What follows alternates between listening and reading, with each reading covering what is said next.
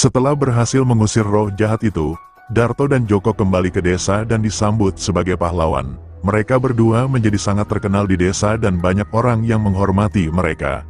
Namun, beberapa bulan kemudian, Darto mulai merasakan sesuatu yang aneh lagi. Dia merasa seperti ada sesuatu yang mengawasinya, dan dia tidak dapat menghilangkan perasaan itu. Darto memutuskan untuk berbicara dengan Joko tentang perasaannya itu. Joko mendengarkan dengan sabar dan memutuskan untuk membantu Darto untuk mencari tahu apa yang terjadi.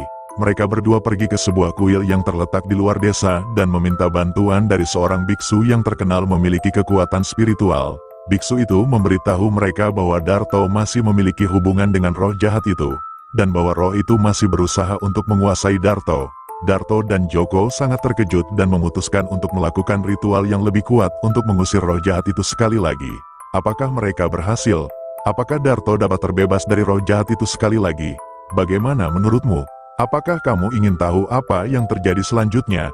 Berikut adalah lanjutan cerita tentang Darto dan Joko, pesugihan tali pocong. Setelah berhasil mengusir roh jahat itu, Darto dan Joko kembali ke desa dan disambut sebagai pahlawan. Mereka berdua menjadi sangat terkenal di desa dan banyak orang yang menghormati mereka. Namun, beberapa bulan kemudian, Darto mulai merasakan sesuatu yang aneh lagi. Dia merasa seperti ada sesuatu yang mengawasinya, dan dia tidak dapat menghilangkan perasaan itu. Darto memutuskan untuk berbicara dengan Joko tentang perasaannya itu. Joko mendengarkan dengan sabar dan memutuskan untuk membantu Darto untuk mencari tahu apa yang terjadi. Mereka berdua pergi ke sebuah kuil yang terletak di luar desa dan meminta bantuan dari seorang biksu yang terkenal memiliki kekuatan spiritual.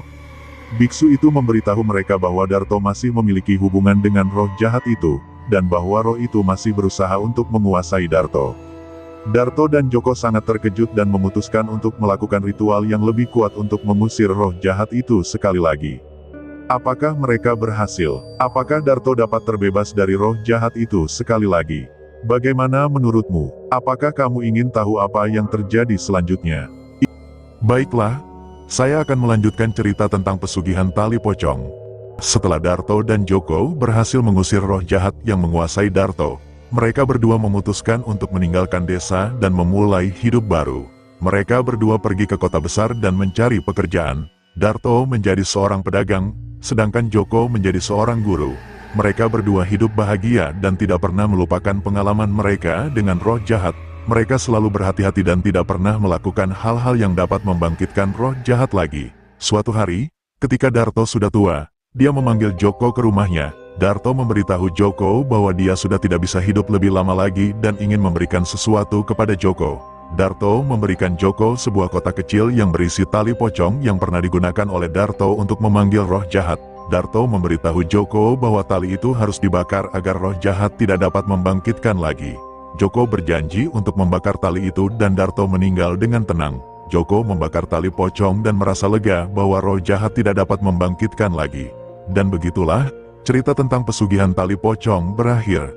Semoga cerita ini dapat menjadi pelajaran bagi kita semua untuk tidak melakukan hal-hal yang dapat membangkitkan roh jahat. Terima kasih yang sudah mengikuti cerita ini sampai selesai.